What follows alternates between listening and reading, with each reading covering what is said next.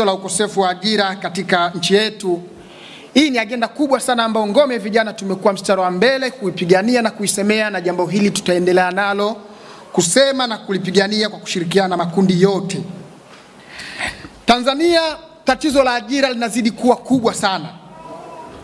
Na tatizo hili la ajira linakumba vijana ambao ni takriban 70% ambao ni chini ya umri wa miaka 35. Ambao vijana Tanzania karibuni 55.6 ndio nguvu kazi ya nguvu kazi yote katika makundi mengine.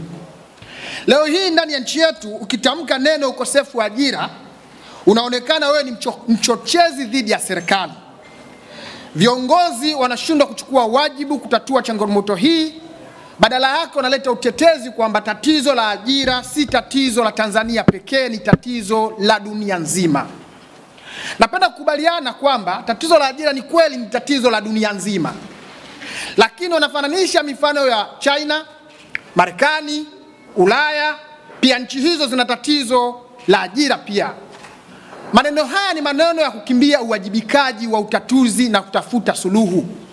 Hizo nchi ambazo zinaambiwa pia kuna tatizo la ajira, wana mikakati yao madhubuti ya namna gani ya kutatua changamoto ya ajira katika nchi zao. Sisi ndani ya nchi yetu tunapaswa tujiulize, tuna mikakati gani kama nchi, serikali na mikakati gani ya kuhakikisha kwamba tatizo la ajira linatatuliwa. Kwa mujibu wa takwimu ya nguvu kazi Integrated Labor Force Survey ya mwaka 2021 na sera ya maendeleo ya vijana mwaka 2007 toleo la mwaka 2024 inasema kwa mwaka vijana takriban milioni 1 ambao ni nguvu kazi wanaingia kwenye soko la ajira. Lakini ni vijana 200,000 tu kati hawa milioni 1 wanaoingia kwenye soko la ajira ndio ambao wanapata ajira rasmi.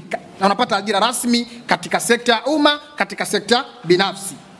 Na kuacha takribani vijana 800,000 wakiwa hawajui hatima yao, wengine tegemezi, wengine hawajui kesho yao, na wengine huamua kujiajiri katika sekta zisizo rasmi kama vile bodaboda, wamachinga, na wengine hawajui hatima yao, na wengine hawajui lini kesho yao.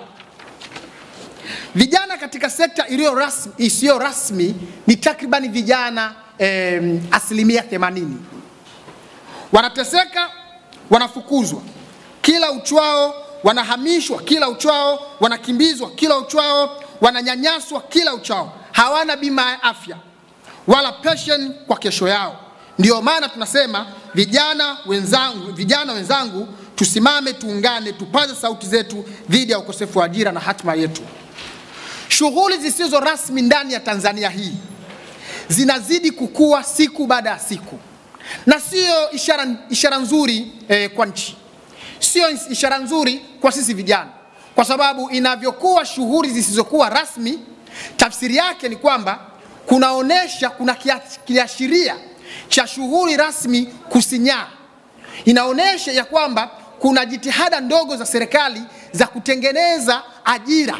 Inaonesha kwamba kuna jitihada ndogo za serikali kuhakikisha kwamba shughuli zisizo rasmi zinarasimishwa kwenda kwenye shughuli rasmi.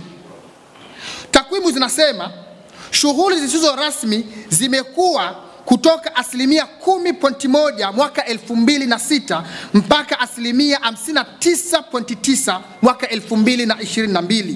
Hiyo si ishara njema kwa nchi yetu, si ishara njema kwetu sisi vijana. Hii ni ishara ya kwamba kuna kusinyaa kwa utengenezaji wa ajira katika sekta rasmi.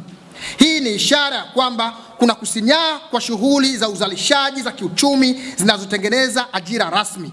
Hii ni ishara ya kwamba kuna kusinyaa kwa jitihada za serikali katika kurasimisha sekta zisizo rasmi kuwa sekta rasmi kupitia uwezeshaji wa kifedha kama mikopo, misamaha ya kikodi, ujuzi na kutafuta maeneo ya uhakika kwa vijana kufanya kazi. Hata vijana wachache walio kwenye sekta rasmi, kazi wanazofanya sio kazi za staha, ni indecent jobs, ni kazi hohehahi. Wanalipwa kidogo sana, underpaid. Mishahara yao ni kidogo sana. haiwezeshi wao kuendelea kimaisha, bali kulipa kodi na kupanda usafiri kwenda kazini.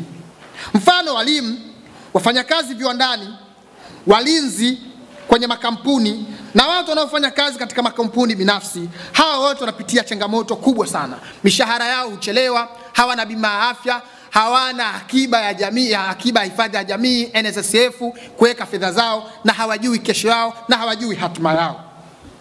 Vyuo vyetu pia kuna changamoto vile vile.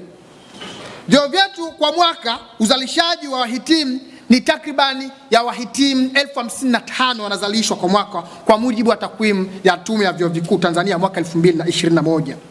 Hawa wahitimu walianza kuambiwa wajitolee nguvu kazi zao bure ndio wapate ajira.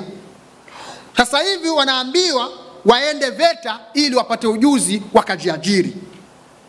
Kauli hii inalenga kukwepa uwajibikaji wa serikali. Kauli hii inalenga kuwapa mzigo la lawama wahitimu wa vyuo vikuu, kuonesha kwamba wao ndio walikosea, badala ya kwenda VETA walikwenda sekondari form 5 na form 6 na wakaamua kwenda chuo. Kwa hiyo serikali inajivua wajibu wa kutatua changamoto hii kwa kuwaambia kwamba mlikosea, mlipaswa muende VETA. Lakini sasa hivi hawa vijana wanaitwa ni nguvu kazi isiyo na ujuzi inayozalishwa kwa wingi kuliko mahitaji. Hii kauli alitoa makamu wa rais Mpango Dodoma. Tujiulize maswali. Je, kweli hakuna mahitaji? Nchini kwetu hadi sasa tuna jumla ya wahitimu walimu 146,046 walio mtaani bila kazi, huku shule zetu nchini tukiwa na uhaba wa walimu takribani 279,202. Hata tukiajiri walimu wote sasa ambao tunaambiwa mahitaji yake hakuna, hawa walimu wote 146,046 leo hii tukiwaajiri, bado tutakuwa na uhaba wa walimu 133,202. Ndio maana tunasema, vijana wenzangu, tusimame, tuungane, tupate sauti zetu dhidi ya ukosefu wa ajira ndani ya nchi yetu. Lakini pia tujiulize maswali. Serikali kupitia waziri mkuu anawaambia vijana, tokeni vyuo vikuu, wahitimu nendeni VETA ndio kuna ajira. Je, VETA ni suluhu ya utatuzi wa changamoto ya ajira nchini? Tujiulize, tuna VETA ngapi nchini kwetu kilinganisha na mahitaji? Tujiulize, kijana akimaliza VETA uwezeshaji wake ukoje? Mikopo ili kuhakikisha kwamba amepata ujuzi VETA, anaenda sasa kujiajiri, uwezeshaji huo ukoje kwa hawa vijana wanaomaliza VETA? Lakini kwa mujibu wa NACTVET, hadi kufikia Januari 2025 nchini kwetu kuna jumla ya VETA 91, VETA vyuo vya mchondo vya umma 91 ambao ni vyuo vya serikali, na vyuo binafsi 814. Mfano halisi, nitoe mfano mzuri sana ambao ni rahisi kuelewa. Ofisi ya Waziri Mkuu kazi, vijana na ajira kila mwaka huwa inatoa fursa bure kwa vijana kwenda VETA kwa miezi kadhaa. Mwaka huu 2025 Januari 30 dirisha lilifunguliwa kwa vijana ili waombe kwenda huko VETA kupata mafunzo na ujuzi kwa miezi kadhaa, na deadline ilikuwa tarehe 12 Februari 2025. Ofisi ya Waziri Mkuu ilitoa nafasi 8,000 tu kwa nchi nzima kwa vyuo 52, vijana waende wakaombe kule wapate nafasi kwenda vyuo kusoma bure, yani kwa bila ada. Vyuo ambavyo vilitakiwa kupokea hawa wanafunzi ni vyuo 52 vya VETA. Chuo binafsi cha Don Bosco hapo Dar es Salaam kilipewa idadi ya watu 250. Yani chuo cha Don Bosco cha VETA kilipewa idadi ya kudahili ya kuchukua wa vijana 250.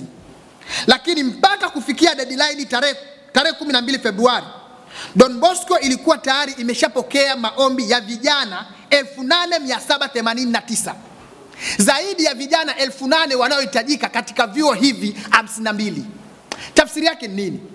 Tafsiri yake ni kwamba hata hivi VETA ambavyo tunasema bado havikidhi mahitaji ya vijana ambao wanapaswa kwenda huko.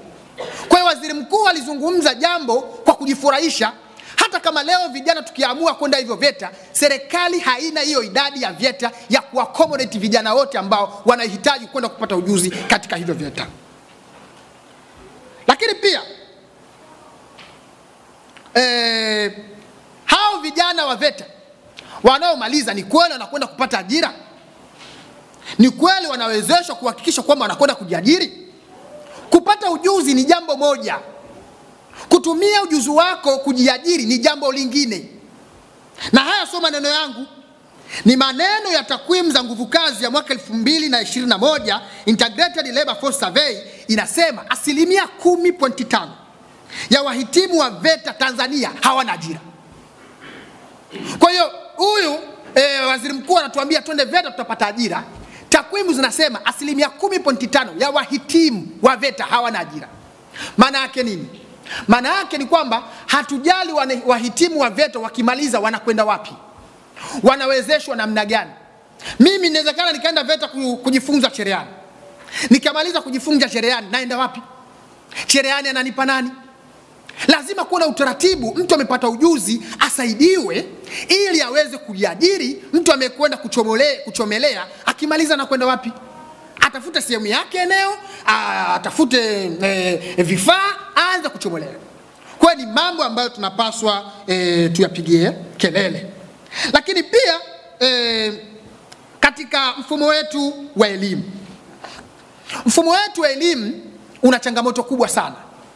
Serikali ilipaswa kuandaa mfumo kuliko kusubiria vijana waende mpaka vyuo vikuu ndio waambiwe waende VETA. Serikali ilipaswa kuandaa mfumo wa uwili ili mwanafunzi anayotoka msingi anaenda sekondari apate elimu ya ujuzi, akifeli kidato cha 4 aweze kujiajiri na kuwezeshwa. Na nimesoma mitaala na sera ya elimu ambayo ilizinduliwa kule Dodoma, na nawaomba ambao hamjasoma nendeni mkasome mitaala na sera ya elimu ya mwaka 2014 toleo la mwaka 2023 na mitaala iliyoboreshwa. Ni mizuri sana. Imeandikwa kusoma kuna wameweka juu education kwamba elimu ya amali na elimu ya jumla. Changamoto yangu ni moja tu. Changamoto yangu ni utekelezaji. Changamoto ya na hii namalizia kabisa. Sekta ya kilimo Tanzania inachangia uzalishaji wa ajira 66%. Kwa mujibu wa takwimu wa sera ya maendeleo ya vijana mwaka 2007 na toleo la mwaka 2024 na takwimu ya nguvu kazi Integrated Labor Force Survey ya mwaka 2021, ushiriki wa vijana kwenye kilimo umeporomoka kutoka 65.2 mpaka 55.6 mwaka 2021. Mbali na jitihada za serikali, bado kuna changamoto. Serikali wakisimama wanasema kuna BBT, kuna BBT, kuna BBT, kuna BBT. Nataka niseme kitu kimoja, muhimu sana na Waziri Bashe anisikie. BBT, leo hii ninapozungumza na nyie, waziri asipokuwa makini kwenda kuiokoa BBT, BBT inakufa. Na imeshakufa.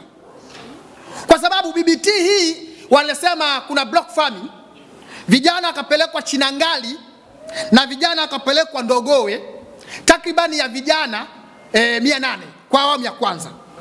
Ninapozungumza na nyie leo hii, hawa vijana waliopelekwa Chinangali na waliopelekwa Ndogowe na hii BBT, Waziri Bashe muulize mratibu wa BBT Vumilia, anajua ukweli kwamba BBT imekufa. Kinachobakia ni propaganda.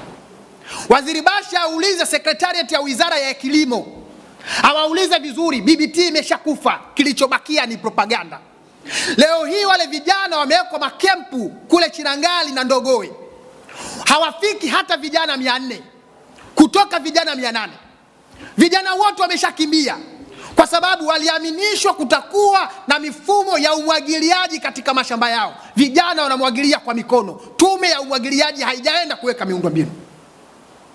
Hawa vijana walizalisha alizeti, wakauza shilingi milioni 100, wakachukua milioni 60, wakagawana laki 200 kwa sababu walisitishiwa fedha za chakula. Hawa vijana leo juzi hapa, heka 300 pale Chinangali, heka 300 ya mahindi imekauka kwa sababu hakuna mfumo wa umwagiliaji, wanategemea jua.